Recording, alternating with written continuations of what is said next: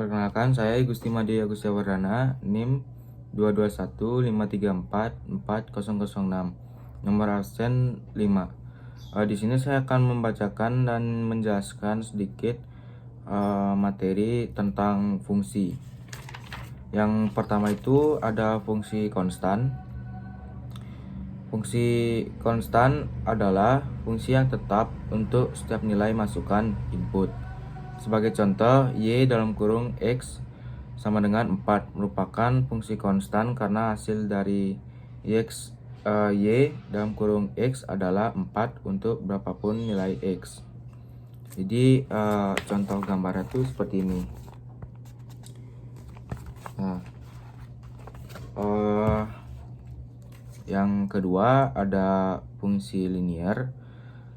Fungsi linear adalah relasi yang memasangkan setiap anggota yang ada di himpunan A dengan anggota lain di himpunan B. Semua anggota yang ada di himpunan A harus berpasangan dengan anggota yang ada di himpunan B. Jadi untuk rumusnya di fungsi linear itu f dibagi x atau m dikali tambah c, atau juga dapat menjadi f dalam kurung x sama dengan m dikali tambah c, atau juga dapat menjadi y sama dengan m dikali tambah c. Jadi rumus fungsi linear itu seperti ini. Jadi keterangannya itu m dalam fungsi linear itu gradian atau kemiringan dan c dalam fungsi linear itu adalah suatu konstanta.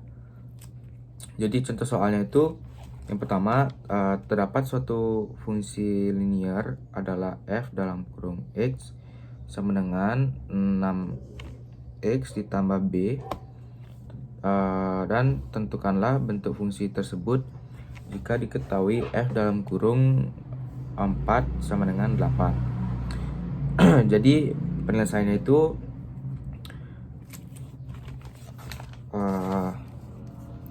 f dalam kurung x sama dengan 6x ditambah b, f dalam kurung 4 sama dengan 6 dikali 4 ditambah b sama dengan 8. Jadi 8 sama dengan 6 dikali 4 ditambah b sama dengan 8 dikali 24, b sama dengan min 16. Jadi fx nya itu 4x min 16.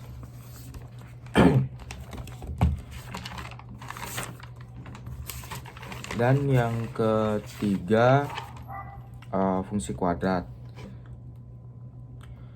Fungsi kuadrat adalah suatu fungsi dalam ilmu matematika yang memiliki kaitan dengan persamaan kuadrat karena fungsi ini berpangkat 2 kurva dari fungsi kuadrat. Memiliki bentuk yang menyerupai lintasan benda jauh. Oleh karena itu fungsi kuadrat dapat digunakan dalam proyektil. Bentuk umum dari fungsi kuadrat ialah sebagai berikut. Jadi ini untuk rumusnya, f dalam kurung x sama dengan a dikali 2 ditambah b dikali tambah c, a sama dengan 0. Jadi keterangan f dalam kurung x dalam fungsi kuadrat itu f dalam kurung x sama dengan y merupakan variabel terikat, x itu variabel bebas, a dan b itu koefisien, dan c itu suatu konstanta. Jadi contoh soalnya itu perusahaan ABC ingin memproduksi X potong kemeja. Biaya produksi yang diproduksi dinyatakan oleh fungsi B dalam kurung X sama dengan 3 dikali 2 dikurang 30 X ditambah 175 dalam ratusan ribu rupiah. Berapakah biaya minimum yang diperlukan untuk memproduksi kemeja? Jadi diketahui ini bahwa fungsi B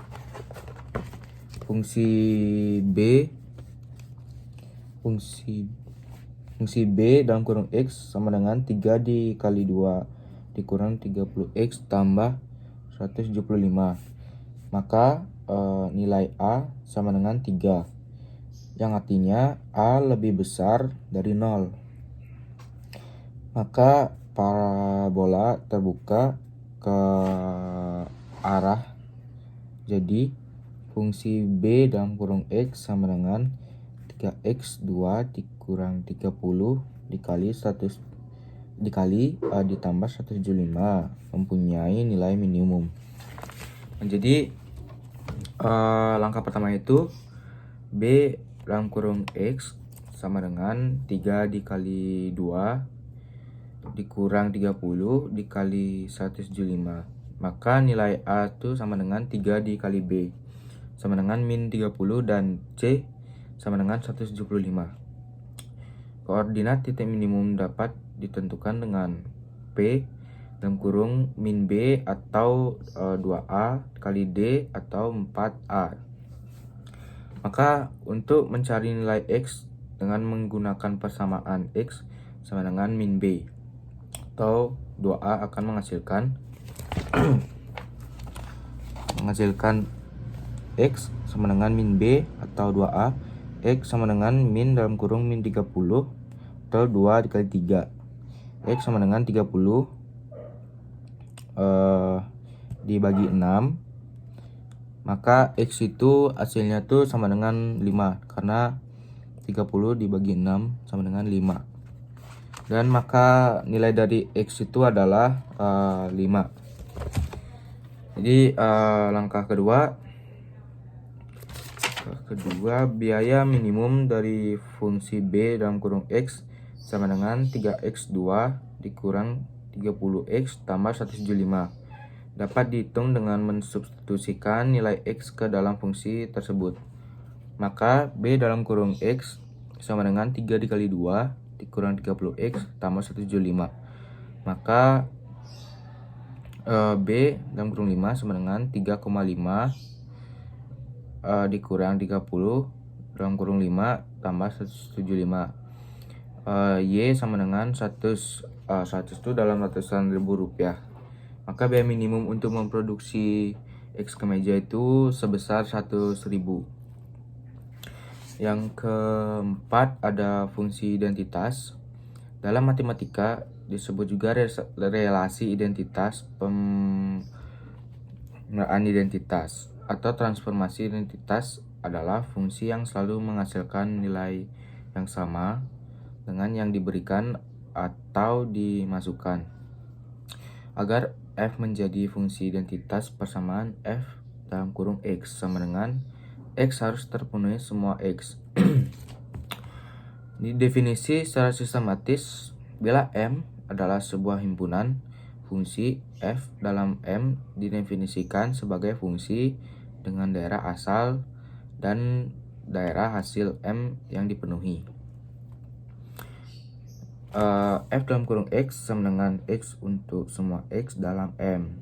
Dengan kata lain, hasil fungsi F dalam kurung X, maka M selalu dengan X dalam M yang dimasukkan. Fungsi identitas M itu sebagai berikut. Sebagai fungsi bijektif. Adapun juga sifat-sifat, misalkan F menyatakan seberang fungsi. Jika F dalam F M ke N, maka dipunyai F FIDM, dimana F dengan melambangkan komposisi fungsi. Secara khusus, IDM menyatakan anggota identitas monoid dari semua fungsi yang dipetakan dari M ke M terhadap komposisi fungsi. kelima itu fungsi tangga.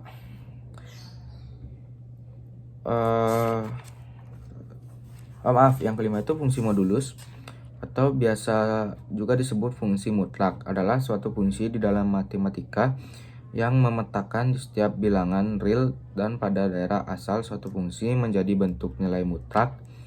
Perhatikan gambar berikut. Nah, jadi seperti ini rumusnya. F dibagi X atau F bagi X, A dikali tambah B. F dibagi X sama dengan X, artinya 1 ke 1 X jika X lebih besar dari 0 dan min X jika X lebih kecil dari 0.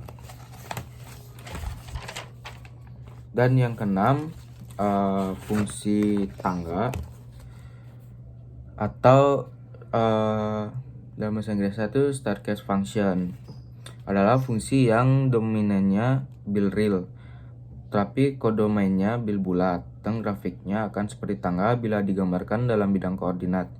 Jenisnya ada 3, yaitu yang pertama ada fungsi atap atau ceiling function, yang kedua tuh ada fungsi lantai atau floor function, yang ketiga tuh fungsi pembulatan atau rounding function. Seperti pembulatan yang dipelajarin di tingkat SD, pembulatan fungsi pembulatan atau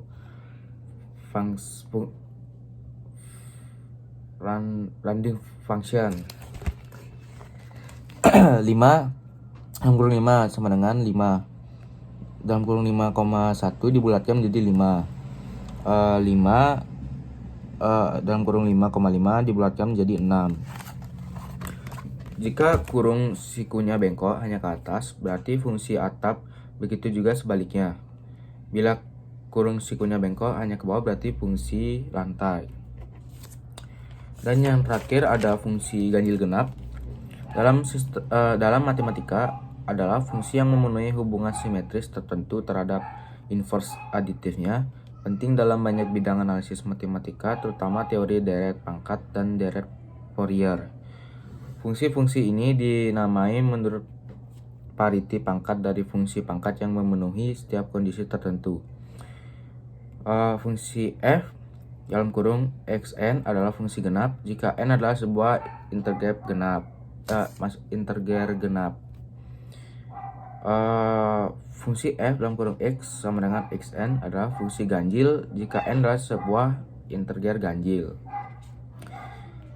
Yang pertama itu fungsi genap. Misalkan f dalam kurung x menjadi fungsi bernilai nyata dari variabel real, maka f adalah even jika persamaan berikut berlaku untuk semua x dan min x dalam dominan f.